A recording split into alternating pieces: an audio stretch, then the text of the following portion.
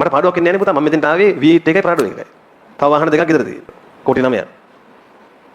දැන් ඔයාලගේ අපි සමහර අපේ පෞල් ජීවිත කාලේ පුරා හම්බ කළත් ওই වාහනේ සීට් එක ගන්න බෑ. හිතන්න එපා මෙහෙම. මේන්නේ අපෝ ඒකකේ. ඒකක 10ලු බන් තියෙන්නේ.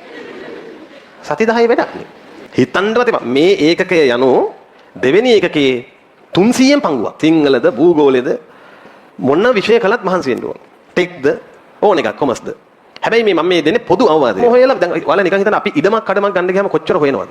නේ? ඕකේ ඩීඩ් එක බලලා ඕකේ කොච්චර ආපස්සට හොයනවද? අපි ගියක් ගන්න ගියාම කොච්චර හොයනවද? දේව ඒවා මේවා බලන්නත් යනවා. පුහුල් එල්ලනවා. හැබැයි අපි අපේ S2 වගේ දරුවා පන්තිකට යවනකොට අපි මේක හොයන්නේ නැහැ.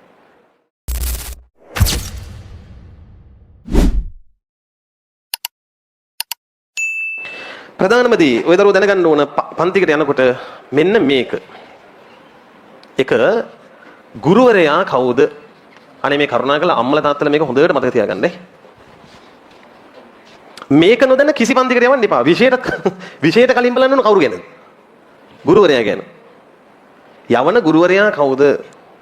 ඒ ගුරුවරයා උගන්වන විදිය නෙමෙයි.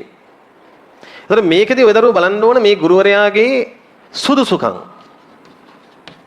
ඒක අනිවාර්යයිනේ.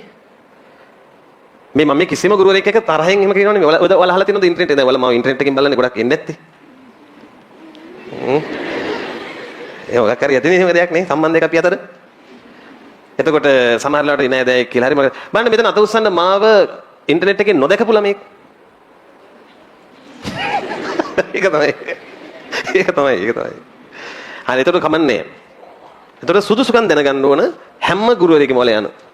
දැන් බයෝ ළමෙක් නම් දැන් මෙතන ඉන්න පුළුවන් ප්‍රධාන ධාරාවේ ආයිනේ බයෝලොජි. ඊළඟට තව මෙතන ඉන්න පුළුවන් ඇග්‍රි ළමයි. මෙන්න මේ තමයි ප්‍රධාන ධාරාවේ සෙසුන් කාණ්ඩ දෙක අපි කොපඩක් අත උස්සන්න ඇග්‍රි කරන්න සූදානම් මේ දරුවෝ අත උස්සන්න. හොඳයි. ඒකනේ මම කිව්වේ මේ දෙක තමයි තියෙන්නේ. ඇග්‍රි ගොඩාක් දරුවෝ තෝරගන්නේ නැහැ. ඒ යම් අනුපාතයක් තෝරගන්නවා. හරි දෙකම හොඳයි පුතා නරක නැහැ. දැන් ඔයාලා මේ මෙඩිසින් යන්න බලාපොරොත්තු වෙලා ඉන්න අය තෝරගන්නේ මොකද්ද? බයෝලොජි ස්ට්‍රීම් එක. ඊළඟට ඇග්‍රි තෝරගන්නවා කෘෂිකර්ම පැත්තට බරව. එහෙම නැත්නම් නිෂ්පාදනයේ පැත්තට බරව. ආහාර නිෂ්පාදනය අරම මේ වේවට. දැන් බයෝ තෝරගන්න ළමයෙක්ට විෂයන් තුනක් බයෝ obviously ඊළඟට chemistry ඊළඟට physics. ඇග්‍රි තෝරගන්න ළමයෙකුට තෝරගන්න වෙනවා ඉස්සෙල්ලාම ඇග්‍රි සයන්ස්. ඒක නේද බෑනේ. දෙවෙනි එක බයෝ. තුන්වෙනි එක chemistry. chemistry කියන්නේ මොකද්ද? රසායන විද්‍යාව. physics කියන්නේ භෞතික විද්‍යාව. දැන් මේ මම මේකනේ කරන්නේ. ඔයතර මේ දෙන්න මෙන්න මේ විෂයන් අනිත් ටික හොඳට බලන්න ඕනේ යන ගුරුවරුන්ගේ සුදුසුකම් දිහා. විශේෂයෙන් පිළිගත්තු උපාධිය තියෙනවාද? ඇත්තම කතාව උපාධිය තියෙනවද? සමහර විට මෙහෙම වෙන්න පුළුවන්. උපාධිය හදාරමින් ඉන්නව වෙන්න පුළුවන්. ඒකෙත් ලොකු අරුබුදයක් නම් මම දකින්නේ නැහැ. තේරෙනවද? හදාරමින් ඉන්නව එක මන්නේ. හැබැයි පිළිගත්තු උපාධියක් විය යුතුයි. තේරෙනවද? අපි කියනවනේ කතාවටත් කරන්නේ ඕවා දෙනු පරහට තමා සම්මතයේ පිටා සිට කියේ. දැන් උපාධියක් ගන්න කියලා ළමයින්ට ගණන කෙනාට උපාධිය නැත්තම් මොකද්ද වෙන්නේ? අන්නේ ගැටලුව එනවා. ඉතින් ඒ නිසා මේක අනිවාර්යෙන් බලන්න මම ඒක ගොඩාක් කතා කරන්න යන්නේ නැහැ. අර ගුරුවරුන්ගේ අඩුපාඩු මම කතා කරන්නේ නැති නිසා. ඉතින් මේක ඔයාලා බලන්න ඕනේ. නැත්තම් මේකෙන් අමාරු වෙටෙන්නේ සමහර ඒකක අම්මලා. දැන් මේ මොකද්ද මේ මගේ අතින් මේ කියවෙන වචනේ ඒකක කියන්නේ මොකද්ද? අපි ඒකක විදිහට හලා තියෙන මීටර කිලෝග්‍රෑම්. ඔයාලා O level කාලේ ඒකකද කියලාද කිව්වේ පාඩම් කියලාද කිව්වේ? ඒ මොකොත්ම කිව්වේ නැද්ද O level කාලේ? අරක මේක කියලාද කිව්වේ? පළවෙනි ඒක. එතකොට අපි සාමාන්‍යයෙන් පාඩමකට පාඩමක් කියලා කියනවා අපේ සාමාන්‍ය ව්‍යවහාරයේදී. හැබැයි උසස් පෙළදී මේකට එනවා විශේෂ වචනයක් මොකක්ද කියලා කියන්නේ? ඒකක. ඉංග්‍රීසියෙන් කියනවා යුනිට්ස්. තේරුණාද? දැන් අපි කියනවා බයෝ වල ඒකක 10ක් තියෙනවා. අවුරුදු 2කමාරක් වගේ ඇතුළතද වල නම් 2 මාස කීපයක් ඇතුළත මේ ඒකක 10 ඉවර කරන්න ඕන. කෙමිස්ට්‍රි වල මට මතක නෑ 14ද වෙත් තියෙනවා. ෆිසික්ස් වලත් කීප පොඩ්ඩක් බලන්න. හරි? ඒක දන්නේ නෑ මම. අහලා බලන්න. ඒක ගණක් තියෙනවා. එතකොට මේ ඒකක ඔයාලගේ සාමාන්‍ය පෙළ වගේ නෙමෙයි ටිකක් දිගයි. හැබැයි ඔයාලගේ අතට අදහම් වෙලා තියෙනවා. දැන් බලන්න එපා. බයෝ වල පළවෙනි ඒකකය. ඒක තමයි බයෝ වල කොටම ඒකකය. හරිද? හිතන්න එපා මෙහෙම. මේන්නේ අපෝ ඒකකේ. ඒකක 10ලු බන් තියෙන්නේ. සති 10 වැඩක් නේ. හිතන්නවත් එපා. මේ ඒකකය යනු දෙවෙනි ඒකකේ 300න් පංගුවක්. හැබැයි දෙවෙනි එක කියන්නේ දෙවෙනියට ලොකු මේකකේ. ඒකයි මම ඒක උදාහරණයක් ගත්තේ. ඉතින් ඔයාලට එහෙම ඒකකවල බරක් පතලක් තාම තේරෙන්නේ නැහැ. නමුත් ඔයාලා හිතන්න එපා මේක අමාරුයි කියලා. සියලු විෂය ධාරා අමාරුයි මොනවා කලේ නැත්තම්. වැඩ කලේ නැත්තම්. දවල්ලා ගිහින් සිංහල වලට ගිහිල්ලා බලන්න. සිංහල කරන්න පාඩම් කරන්නේ නැද්ද? උසස් පෙළ කියන කඩේම එකක් පුතා. ඒකෙන් පයින් කෙනා වැඩ කරන්නම ඕන. ඒක සිංහලද භූගෝලෙද මොන විෂය කළත් මහන්සි වෙන්න ඕන. ටෙක්ද ඕන එකක් කොමස්ද. හැබැයි මේ මම මේ දෙන්නේ පොදු අවවාදය. ඊළඟට මේ ගුරුවරයා සතු ප්‍රතිඵල පොඩ්ඩක් බලන්න. ආධුනික ගුරුවරයෙක් නම් ප්‍රතිඵල ගොඩක් නැති වෙන්න පුළුවන්. හැබැයි ටිකක් කල් උගන්වපු ගුරුවරයෙක් සතුව ප්‍රතිඵල දැන් උදාහරණයක් දැන් අපිට ඔන්න ගිය අවුරුද්දේ ඉන්නවා අපි අයිලන්ඩ් 5th අයිලන්ඩ් 5. ඒතර බයෝ පන්ති වල පුතා එහෙම මේ දැන් කෙමිස්ට්‍රි වගේ අපි හිතමු කෙමිස්ට්‍රි ෆිසික්ස් කියලා කියන්නේ මේ පේනවද ඔයාලට? පොදු විෂයන් මේ. දැන් බයෝ පොදු වෙන්නේ ඇග්‍රි වලට විතරයි. මැත්ස් කළත් මේ වගේම කණ්ඩායම් මැත්ස් වල ඉන්නවා. ඒතර ඒගොල්ලොත් බයෝ අයත් ඔක්කොම යන එකක් තමයි මොකද්ද? කෙමිස්ට්‍රි. කෙමිස්ට්‍රියට තමයි ඇග්‍රි අයත් තියෙනවා. ඇග්‍රියට ෆිසික්ස් නැහැ. එතකොට ෆිසික්ස් ගත්තාම බයෝ ළමයිනුත් ඉන්නවා මැත්ස් ළමයිනුත් ඉන්නවා. පොදු විෂයන් මේවා හන්දි හබ් එකක් වගේ. අපි එක පැත්තක් බයෝ. එතකොට ඒ ගුරුවරුන් සතුව එන ප්‍රතිඵල ලේඛනයි අපේ එකයි වෙනස්. අපේ තනිකර එක විෂය කාණ්ඩය. දැන් අපි හිතමු ඔය වගේම ප්‍රතිඵල ලේඛනයි මැත්ස් ගුරුවරයෙක් ළඟ තිබ්බා කියලා. ඔය දෙකේම එකතුවක් තමයි මොන ගුරුවරයෙක් ළඟ තියෙනේද? කෙමිස්ට්‍රි. එහෙම නැත්නම් ෆිසික්ස්. අපි එක පැත්තක්. එතකොට ඔය තියෙන ලංකාවේ ඉහළම ගණයේ ප්‍රතිඵල ගොන්නක් ඔය. තුන්වෙනි එක අපිට දෙනවා. තුන්වෙනි එක මෙන්න මේක තමයි මට මන්නම් මේ මේවා නම් දැන් ඇත්තටම ගුරුවරු කියනවනේ මම මේ අසවලෙක් මේ තමයි මගේ මේවා නිතර ඩිස්ප්ලේ වෙනවා. මේවා පේන්න තියෙනවා. මගේ අම්මේ මේ අම්මලා මතක තියාගන්න මෙන්න මේක කල් ක්‍රියාව හොයන්න. ඔය අම්මලා මේ මුල් දෙකම හොයලා දැන් ඔයාලා නිකන් හිතන්න අපි ඉඩමක් කඩමක් ගන්න ගියාම කොච්චර හොයනවද?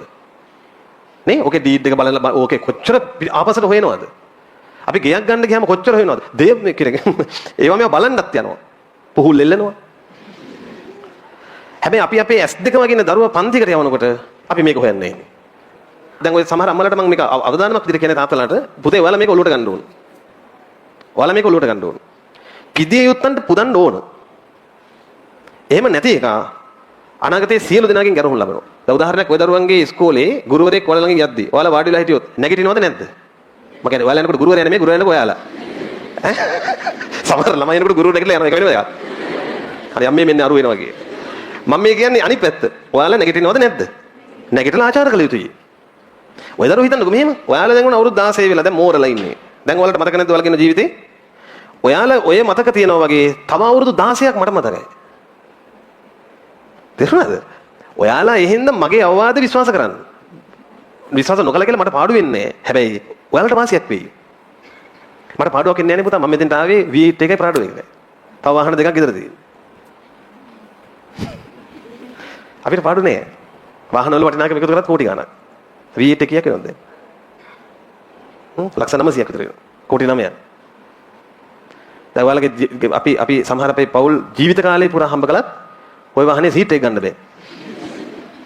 ඒක තමයි ඇත්ත. අපි ඇත්තත් පිළි අරගෙන තමයි මහ පොළේ ජීවත් වෙන්නේ. මමත් ඔයාලා දරුවන්ගේ අම්මා තාත්තා වගේම සාමාන්‍ය අම්මෙක් තාත්තෙක් දරුවෙක්. අපිත් දුක් විඳා. අපි දැන් යම් තැනකට ආවා. මම හැබැයි මේ ටියුෂන් වරුණාව නෙමෙයි මේ කියන්නේ. ටියුෂන් කර්මාන්තය තමයි මට උදව් කළේ. ටියුෂන් එකට මම හිසනම ගාරු කරනවා. හැබැයි මේ හැමෝටම ටියුෂන් පුළුවන්ද? හැමෝටම ටියුෂන් බෑ. ඒ නිසා මේ ටියුෂන් ගැන නෙමෙයි වදරුව හිතන්න ඉස්සෙල්ලාම ඔයාලගේ ජීවිත ගැන. අම්මට තාත්තට වඳින්න කොන්ද නැමෙන්නේ නැති ළමයා අනිත් තැනකට ගරු කරයිද? වදරුව කවදාකවත් එහෙම වෙන්න එපා. කවදාකවත් වෙන්න එපා. අම්මට තාත්තට වඳින එක වඳින්න ඕන එකක්. වෙන කෙනෙකුට රැව්වා වගේ නෙමෙයි අම්මට රැව්වොත්. වෙන කෙනෙකුට අතක් හිස්සුවා වගේ නෙමෙයි තාත්තට අතක් හිස්සුවොත්. අම්මයි තාත්තයි විශේෂයි. ඉතින් ඒ විශේෂ බව දන්නේ නැති දොස්තර කෙනෙක් බිහි වුණොත් අම්මා තාත්තා විශේෂයි කියලා දන්නේ නැති දොස්තරෙක් ආවොත් උගෙන් වැඩක්ද? මම දන්නේ මට නම් රිසල්ට් කියනවත් එන්න එපා. ඒ නිසා අපිට ඒක වැඩන්න මෙන්න මේක අනිවාර්යෙන් හෙවිය යුතුයි. මේක හොයන්න නම් ඒ ගුරුවරයාගේ කලින් ගියපු ළමයි කතා බහ කරන විදිහ හැසිරෙන විදිහ බලන්න. Facebook චර්යාව බලපුවම ඇති. දැන් මිනිහෙක් ගැන හොඳ රිපෝට් එකක් ගත්ත හැකි ඒ කෙනාගේ මොකක් බලලාද? ප්‍රොෆයිල් එක බලලා. Facebook ප්‍රොෆයිල් එකේ දැන් ඔය සමහර කට්ටිය කියන්නේ මම Facebook එකේ එක චරිතයක් එළිය තව ඉතින් එතනම දෙබිඩි චරිතයක් නේ. එතනම උදෙබිඩිනේ. මිනිස්සුන්ට එහෙම රඟපාන්න බෑ. හිත ඇතුලේ තියෙන කුණ තමයි Facebook එකේ යන්නේ. ඇතුලේ කුණු වෙච්ච කෙනාගේ Facebook එකත් කුණු තමයි. ඒක මේ වෙනසක් නෑ. ඒ නිසා අම්මලා හොයන්න ඒක. ඔයාලගේ S2 නැති වෙයි නැත්තම්. තේරුණාද? මේ ලෝකෙට ජරා වෛද්‍යවරයෙක් බිහි කරන්න එපා. අපි කොච්චර පීඩා විඳිනවද නේද සමහර අයගේ ඒ ක්‍රියාවලින්. එහෙම ඒක වැඩි කරන්න එපා මේක හොයන්න. ඊළඟ ගුරුවරයා ගැන ඔන්න ඔය හැවිල්ල. දැන් මමත් උත්තර දෙන්න එපේ මේවට. මගේ සුදුසුකම් මොනවද? මම පශු වෛද්‍ය පීඨයෙන් අවුට් උනේ. මම පශු වෛද්‍යවරයෙක්. මම පශු වෛද්‍යවරයෙක් විතර රැකියා කළේ නැහැ. මේ මම කෙලිම ටියුෂන් වලට මට උපාධිය තියෙනවා. මම උපාධිය සම්පූර්ණ කළා. මගේ බිරිඳත් උපාධිය සම්පූර්ණ කළා. ඇය දැන් පෙරදින විශ්වවිද්‍යාලයේ කතිකාචාර්යවරියක්. ඔය මේ HS එක කියන්නේ ෆැකල්ටි එක සමසෞඛ්‍ය විද්‍යාපීඨයේ කියන්නේ යාගේ ෆැකල්ටි එක. දැන් අපි පශු වෛද්‍ය විද්‍යාපීඨයේ. එහෙම ෆැකල්ටිස් තියෙනවා. සමසෞඛ්‍ය එකේ ෆස්ට් ඉයර් ඩිපාර්ට්මන්ට් එකේ සීනියර් ලෙක්චරර් කෙනෙක්. ඒකට අපි ඒ විදිහටයි අපි ගමන් පටන් ගත්තේ සහ අවසන් කළේ.